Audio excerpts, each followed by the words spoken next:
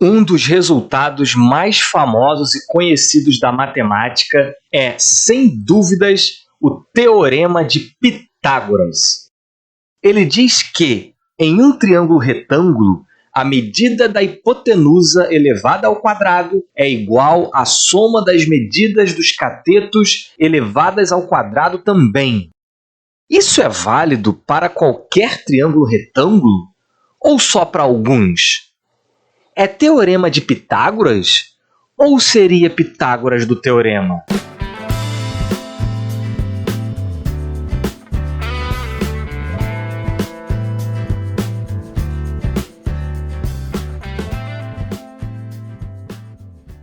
Olá, eu sou Thiago Reis, professor de matemática, e este InMath foi produzido em parceria com a estudante de licenciatura em matemática Nayara Santana, Programa Institucional de Iniciação Científica, Instituto Federal de Educação, Ciência e Tecnologia do Rio de Janeiro, Campus Volta Redonda.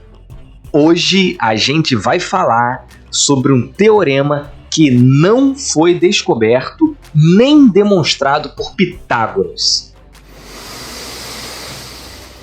Muitas coisas podem ser ditas sobre este teorema.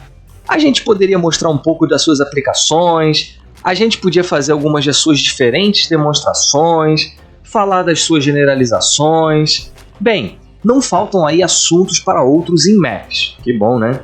Mas este vídeo é um recorte, dividido em 4 tópicos.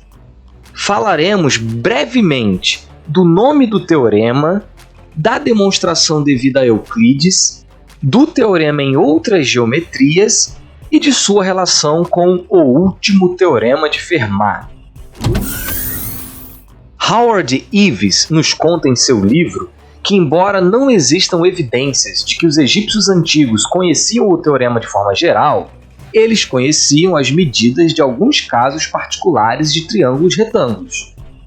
Eles, os egípcios, usavam uma corda dividida em 12 partes iguais para demarcarem ângulos retos. Eles dobravam a corda em 3 lados, um com 3 partes, outro com 4 e o outro com 5 partes. E sabiam que o ângulo entre os lados 3 e 4 era reto. Olha aí o avô do nosso esquadro moderno, hein? Ou seria o tataravô? Alguns historiadores da matemática afirmam indícios de que as triplas pitagóricas já eram conhecidas na Babilônia pelo menos 1000 anos antes de Pitágoras. Embora a pesquisadora Eleanor Robinson conteste esta tese. Conseguimos essa informação do livro da professora Tatiana Roque. Independentemente de quem tenha razão, o consenso é que a propriedade que diz que a soma dos quadrados dos catetos é igual ao quadrado da hipotenusa já era conhecida por diversos povos mais antigos que os gregos e, portanto, muito antes de Pitágoras. Além disso, não se conhece nenhuma demonstração do teorema que tenha sido fornecida por Pitágoras ou algum dos pitagóricos. Por que então esse teorema é conhecido como de Pitágoras? Para responder esta pergunta, precisamos conhecer como os pitagóricos entendiam a matemática e os números.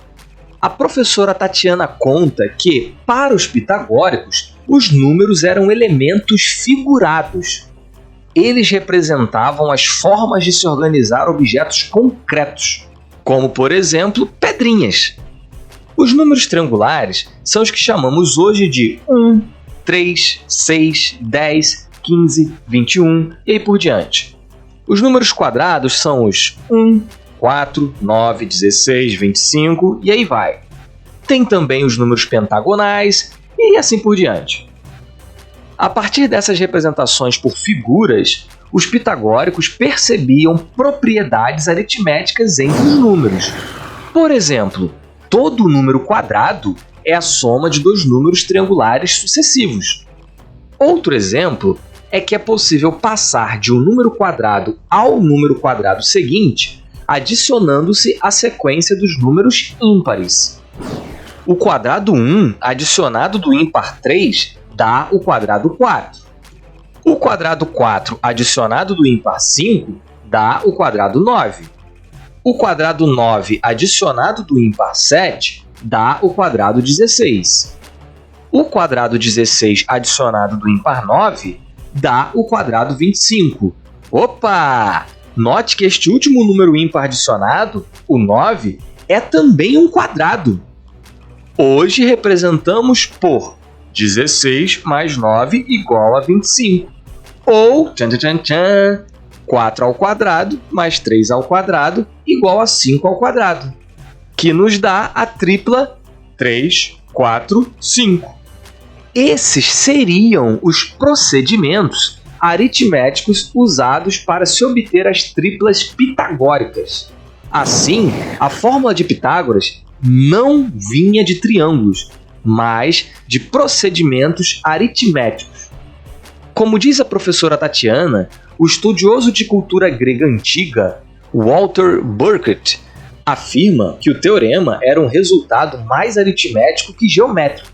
Não deve ter havido um teorema geométrico demonstrado pelos pitagóricos, e sim um estudo sobre o que chamamos hoje de triplas pitagóricas. Mas e Euclides? Como ele abordou o teorema? Euclides foi um matemático grego que viveu cerca de 200 anos depois de Pitágoras. Euclides é muitas vezes citado como o pai da geometria. Bem, ele não é o criador ou o descobridor desta área do saber humano, mas ele é o autor de uma série de livros chamada Os Elementos, que é um tratado de matemática que reunia e sistematizava uma grande parte de todo o conhecimento de geometria que se tinha à época.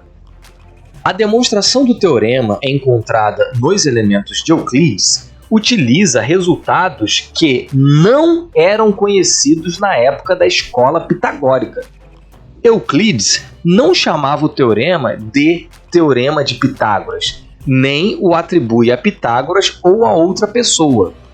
Nos Elementos, o teorema não aparece como uma relação direta entre os comprimentos dos lados do triângulo, mas como áreas relacionadas a estes lados. Euclides enuncia o teorema da seguinte forma: nos triângulos retângulos, o quadrado sobre o lado que se estende sobre o ângulo reto é igual aos quadrados sobre os lados que contêm o ângulo reto. O enunciado e também a demonstração de Euclides não utilizam relações de comprimentos ou razões e proporções. Utilizam relações entre áreas. Isso se dá, provavelmente, porque a prática da matemática na cultura de Euclides era a do cálculo de áreas. Aquela cultura interpreta o teorema como uma relação entre as áreas de quadrados construídos sobre os lados do triângulo, e não como uma relação entre os comprimentos dos lados. Vamos agora sair um pouco da questão histórica. Vamos viajar. E aí, topa? Imagine que estamos em Macapá, bem em cima da linha do Equador, e voamos em linha reta até o Polo Norte. Chegando exatamente ao polo, fazemos uma curva de 90 graus e viajamos em linha reta até pousarmos exatamente na linha do Equador, na cidade de Dadaab, no Quênia. Por fim, viajamos pela linha do Equador até o ponto inicial da viagem em Macapá. Observe que no primeiro trecho, como viajamos da linha do Equador até o polo, nos deslocamos exatamente 1/4 da circunferência da Terra. Da mesma forma, no segundo trecho, como viajamos do polo até a linha do Equador, nos deslocamos também 1/4 da circunferência da Terra.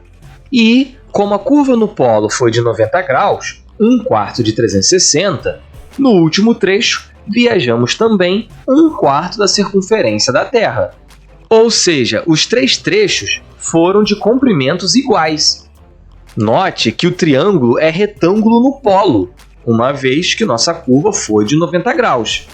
Mas o quadrado da hipotenusa não é igual à soma dos quadrados dos catetos. Eu sei, você está me dizendo, mas isso não é um triângulo?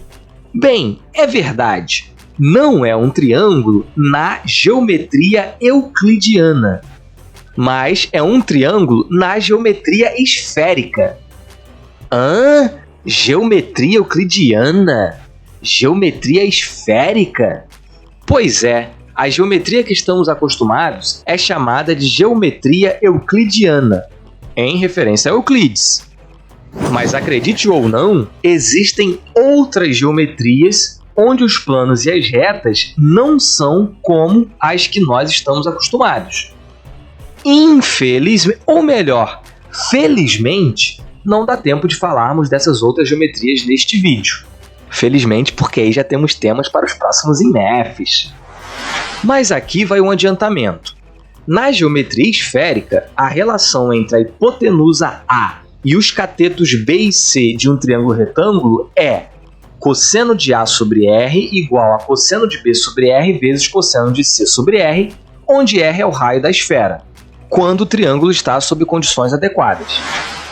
Na geometria hiperbólica, a relação é cosseno hiperbólico de A sobre R igual a cosseno hiperbólico de B sobre R vezes cosseno hiperbólico de C sobre R, onde menos 1 sobre R ao quadrado é a curvatura do paraboloide hiperbólico, quando também o triângulo está sob condições adequadas.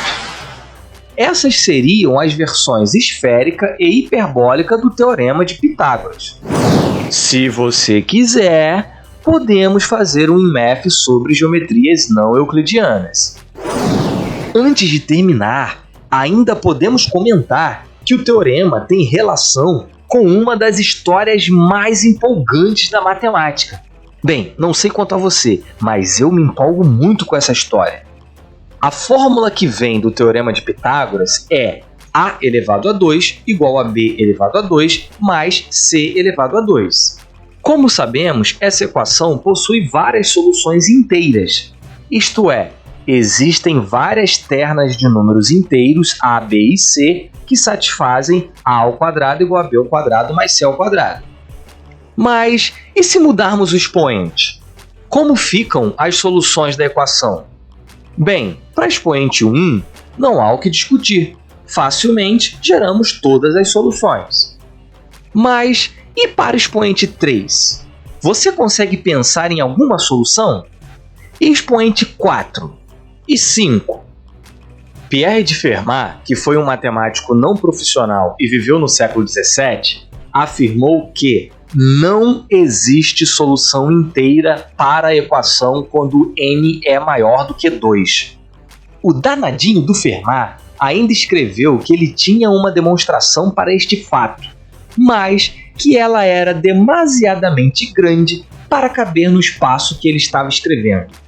Fermat atiçou os matemáticos e as matemáticas que vieram após ele.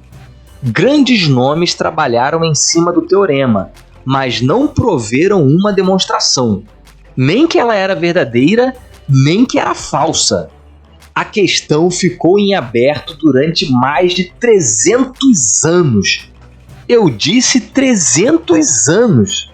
Até que o matemático britânico Andrew Wiles, em 1995, após se dedicar por vários anos ao problema, finalmente demonstrou que, de fato, se n é um número inteiro maior que 2, então não existem A, B e C inteiros, tais que A elevado a n é igual a B elevado a n mais C elevado a n. Estava finalmente demonstrado o último teorema de Fermat. Essa história é fenomenal e merece um INEF próprio. Muito precisa ser dito sobre ela. Você sabe, né? Fica para uma próxima oportunidade. É isso aí, pessoal. Chegamos ao fim deste vídeo. Obrigado por nos assistir. Deixe suas observações, críticas e sugestões nos comentários. E até a próxima. Tchau!